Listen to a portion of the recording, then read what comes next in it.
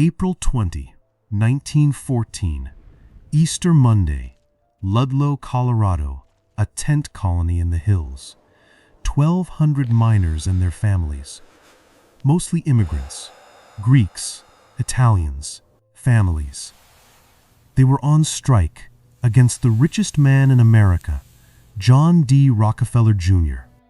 His company owned the mines. His company owned the National Guard. His company paid their wages. At dawn, the guards surrounded the camp, set up a machine gun on the ridge above.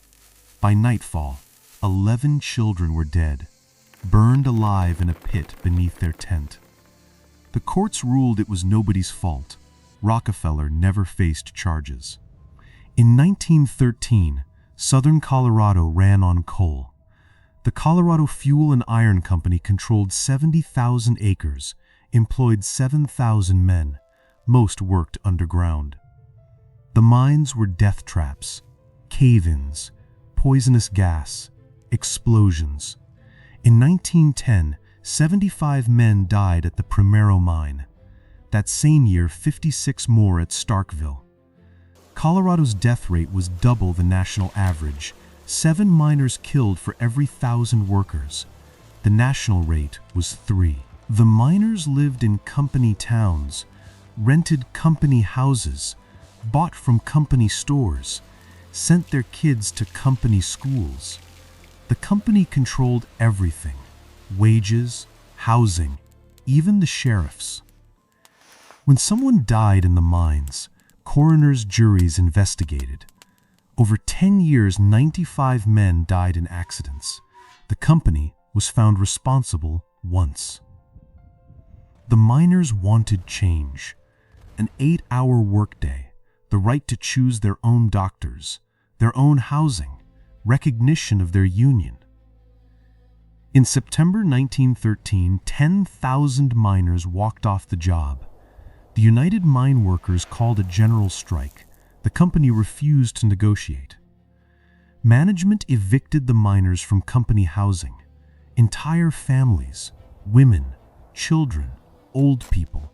They had nowhere to go. The union helped them build tent colonies in the hills, canvas shelters, cast iron stoves for cooking. The largest colony was at Ludlow. 1,200 people lived there. Rockefeller controlled the company from his office in New York, 26 Broadway. He'd never visited Colorado, never seen the mines. He told his managers to stand firm, whatever the cost. The company hired the Baldwin-Felts detective agency, private security. They drove through the tent colonies at night, firing machine guns, Gatling guns, terrorizing families. The miners armed themselves, built pits beneath their tents, 7 feet deep, to hide women and children when the shooting started. In October, the governor called in the Colorado National Guard. The miners thought the soldiers came to protect them. They greeted the guard with American flags, cheering. They were wrong. The company paid the guards wages, fed them, armed them. The guard escorted strikebreakers into the mines under cover of darkness, beat strikers, arrested hundreds, rode horses through parades of women in Trinidad. By April 1914, the state couldn't afford to keep all the troops there. Most were pulled out. Only 2 companies remained, stationed on the hills above Ludlow. Sometimes, many of the remaining guardsmen weren't soldiers. They were mine guards, company superintendents, foremen, wearing National Guard uniforms. On April 19th, Easter Sunday, the Greeks in the camp roasted lamb. The National Guardsmen watched from the ridge, mocked them, said, "You enjoy your roast today. We'll have ours tomorrow." Morning, April 20th. The guard set up a machine gun on Water Tank Hill overlooking the camp. Nobody knows who fired first. Some say the guard demanded the miners hand over a striker. The miners refused. Others say a shot just rang out. The machine gun opened fire. Bullets tore through the canvas tents. Miners grabbed rifles, returned fire. Women and children scrambled into the pits beneath the tents. The battle lasted 14 hours. Miners tried to draw fire away from the camp. The guard kept shooting. Louis Tikas led the strikers, a Greek immigrant, union organizer. In the afternoon, he left the camp to negotiate a truce. The guard captured him, beat him with a rifle, shot him in the back 3 times. As dusk fell, the miners ran out of ammunition. They retreated into the hills. The women and children stayed hidden in the pits. The guard moved into the camp, soaked the tents with kerosene, set them on fire. The flames spread fast. Canvas burned. Wooden tent frames collapsed. The pits filled with smoke. People trapped below couldn't breathe. By morning, the fire had burned out. Rescuers found the death pit.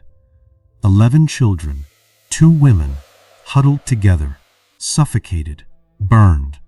One boy was 11 years old, Frank Snyder, shot while playing with his sister. News of the massacre spread by telegraph. Miners across Colorado heard what happened.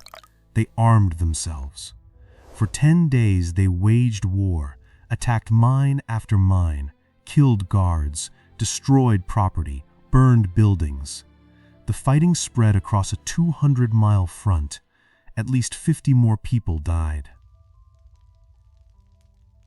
President Woodrow Wilson sent federal troops to restore order, real soldiers, not company men.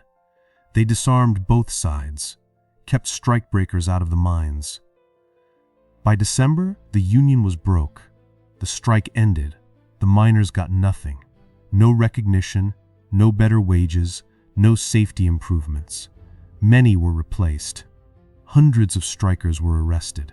Trials dragged on for years. Not one was convicted. National Guardsmen faced court-martial. All were exonerated. The public wanted blood. Newspapers called it murder. Socialist writer Upton Sinclair wrote an open letter to Rockefeller, said he intended to indict him for murder before the American people. Congress investigated. The House Committee on Mines and Mining held hearings, published a report in 1915. Rockefeller was called to testify. Chairman Frank Walsh grilled him, asked if he'd read the testimony from the coroner's inquest. Rockefeller said he hadn't. He trusted his managers. Walsh asked him directly, "You close your eyes to the crime at Ludlow?" Rockefeller insisted there was no massacre, called it a battle, said the strikers attacked first, claimed no women or children were shot by his men, they suffocated by accident. He admitted he controlled the company, appointed directors, approved policies, but denied responsibility for what happened. The hearings changed nothing. No charges were filed. No one was punished.